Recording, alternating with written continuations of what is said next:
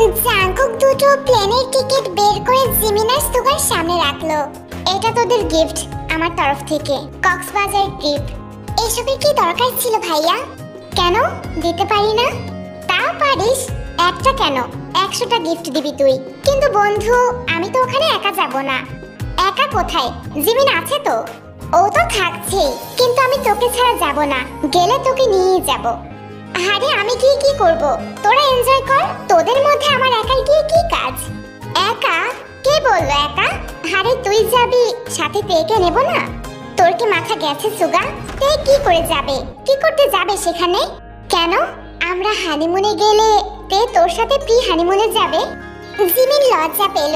শত হলেও বড় ভাই। জাঙ্কুকের অবস্থা তাই। যাতা একটা বললেই হলো? এটা আদৌ হয়?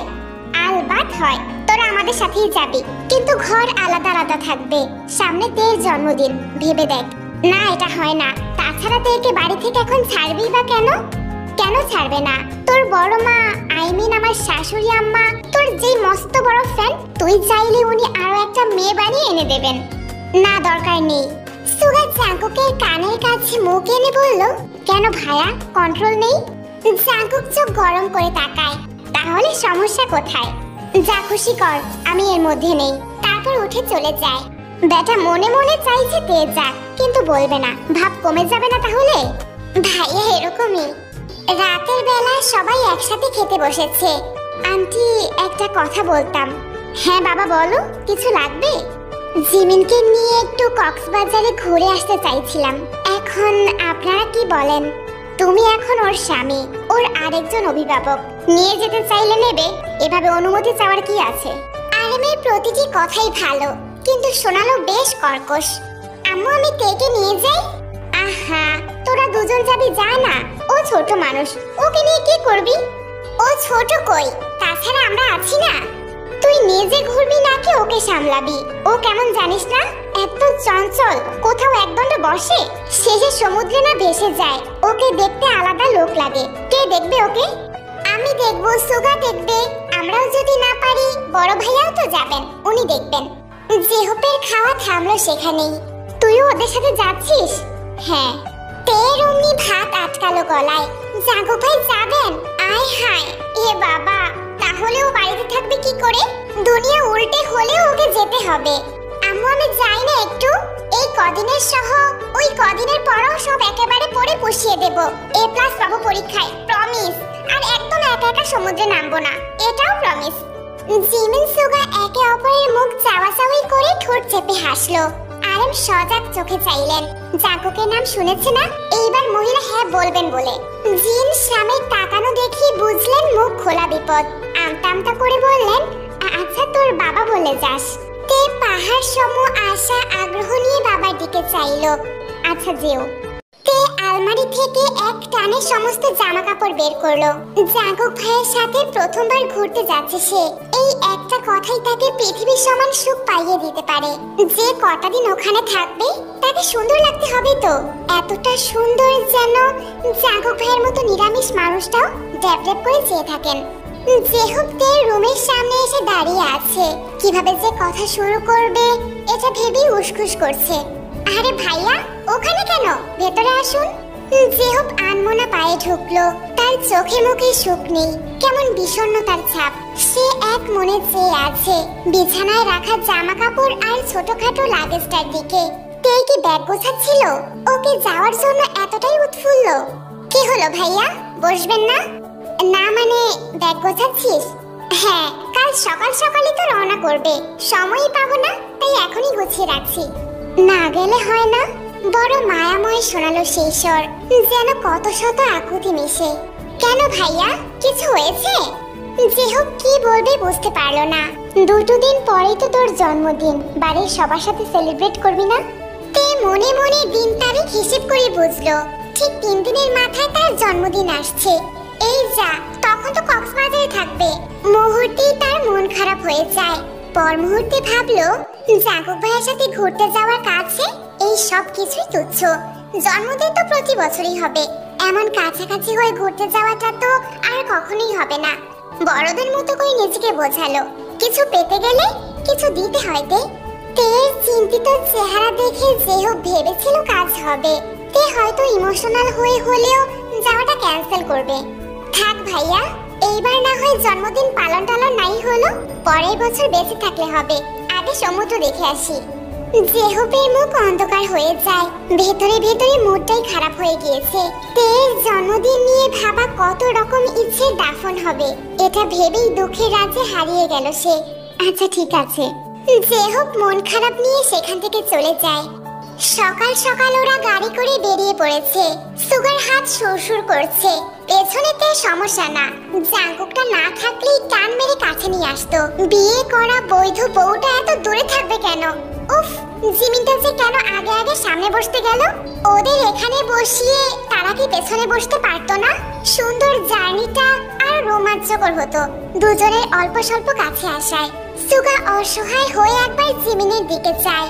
একটু হাত ধরলেও মেয়েটা রাগ করবে এখন। পেছনে বসা বড় ভাইয়ের সামনে স্বামীর আশেপাশেও ঘেসবে না সে। এদিকে তে 2 মিনিটের মাথায় একটু একটু করে এগোচ্ছে, এমন ভাবে নড়ছে যেন সিটাও টের না পায়। সময় যেতে যেতে একদম জাঙ্কুকের কাছে চলে এলো সে। আর কেবল একটুখানি ফাঁকা মাঝে সেখানে জাঙ্কুকের হাতটা রাখা। তে চোরা চোখে সেদিকে চাইলো। তার বেহায়া মনের ভীষণ ইচ্ছে জাগলো ওই হাতটা একটুখানি ছুঁয়ে দেখার। তে যখনই জাঙ্কুকের হাতে হাত রাখতে যাবে অমনি পাশ ফিরল জাঙ্কুক। তে অমনি ঘাবড়ে যায়। বিদ্যুৎ বেগে সরে আসলো জানালার কাছে। জাঙ্কুকের কপালে ভাঁজ পড়ে, অবাক হয়ে তাকায়। তে এতে আরো ঘাবড়ে যায়। ভয় পেয়েছে ভীষণ, অথচ হাসার চেষ্টা করলো। সরে বসেছি তো। জাঙ্কুক লম্বা করে শ্বাস ফেললো, যার প্রতিটি ধাপে বিরক্তি। এই আহাম্মক মেয়েটাকে নিয়ে কোথায় যে যাবে? এরপর আবার আগের মতো চায়। তের মুখটা শুষ্ক। এইভাবে কি দেখছেন উনি? একটু তো কাছেই গিয়েছিল। আচমকা কোনোই ধরে টান দিল জাঙ্কুক। তে হুমড়ি খেয়ে এসে পড়লো গায়ের ওপর। তে অবাক হয়ে বড় বড় চোখ করে তাকিয়েছিল। অমনি শুরু হলো চিরচেনা কাঁপাকাঁপি, সাথে বুকে ঢিপ ঢিপ আওয়াজ স্পষ্ট। তের হাত এমনকি আঙ্গুলগুলোও কাঁপছে। জাঙ্কুক তীক্ষ্ণ চোখে দেখলো সেই কম্পন। এতক্ষণ তো ঠিক ছিলিস, আমি ধরতেই মৃগীরোগ শুরু। তে অসহায়ের মতো তাকায়।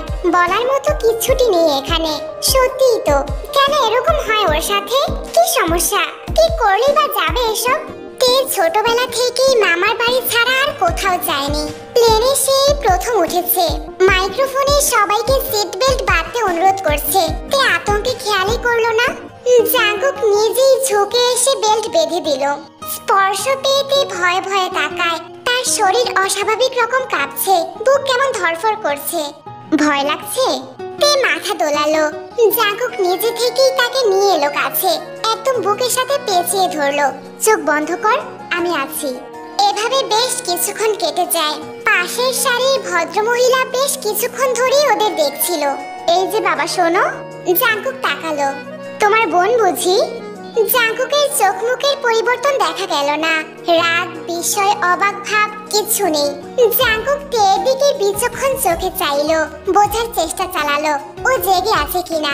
যখন বুঝলো তে ঘুমে বুঁদ হয়ে আছে, ওর নরম শরীরটা নিজের সাথে আরেকটু চেপে ধরলো। এটা আমার বউ। জেহব অফিসে ঢুকলো। মুখের অবস্থা একদম ভালো না, মন তো আরো বেশি খারাপ। গেট দিয়ে জেহবকে আসতে দেখে লিসা ঘুরে বসলো সামনে। এই যে এতটা সময় সে চাতকের মতো চেয়েছিল লোকটা কখন আসবে, কিছুতেই বুঝতে দেবে না ওসব।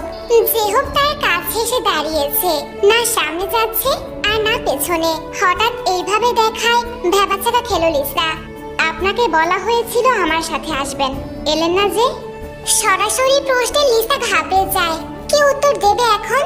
আপনার থেকে পালানোর জন্য, মেলামেশা কমানোর জন্য এরকম করেছি, এটা তো কখনোই বলা যায় না। চুপ করে থাকলো তাই। ভাব নিচ্ছেন লিসা? জেহবের সাথে ভাব নিচ্ছেন আপনি? না না, আমি তো। চুপ করুন, কোনো কথা শুনতে চাই না আপনার। কথাটা বলেই জেহব হনহন করে সেখান থেকে চলে যায়। লিসা হা করে চেয়ে রইল। নিজেই কথা বলতে এসে নিজেই চোটপাট দেখালো, নাকি অন্য কারোর রাগ তার উপর ঝেড়ে দিয়ে গেল? তে গভীর ঘুমে তলিয়েছিল। হঠাৎই বাইরে থেকে কারো কণ্ঠস্বর ভেসে আসে। তেতে, এই তেতে, উঠেছো তুমি? তে অবাক হয়ে আছে। যতদূর মনে পড়ে সে প্লেনে ছিল, জাঙ্কুক ভাইয়ের বুকে মাথা রাখলো, তারপর কিছু মনে নেই। ওরা কি কক্সবাজার পৌঁছে গিয়েছে? আমরা কি এখন কক্সবাজারে? জি ম্যাডাম। কিন্তু আমাকে এখানে আনলো কে? ঘুমানো অবস্থায় হেঁটে হেঁটে এসেছি। ঘুমানো অবস্থায় আবার হাঁটে কিভাবে? তোমাকে তো জাঙ্কুক নিয়ে এসেছে, এইভাবে কোলে করে। জিমিন ডাকতে চেয়েছিল, জাঙ্কুকই দেয়নি, বলেছে ঘুমাচ্ছে যখন ঘুমাক। এত প্রেম নেওয়া যায় বলো তো? তে লাজুক হাসলো। জাঙ্কুক ভাই এমন করেছেন ওর জন্য? তে কিছু জিজ্ঞাসা করার জন্য উসখুস করলো। সুগা বুঝতে পারে তোমার মহারাজও আছেন, রেডি হয়ে আসো, সবাই একসাথে বেরোবো। সুগা চলে যেতেই তে মুচকি হাসলো। জাঙ্কুকের কোলে ঘুমন্ত নিজেকে কল্পনা করলো একবার। অনেকটা সময় অত কাছাকাছি ছিল ওরা। ওর মাথাটা কি তখন ওনার বুকের মধ্যে রেখেছিলেন? ইস, সব ভেবে তে লজ্জায় হাঁসফাঁস করে মুখ ঢেকে নেয় দুহাতে।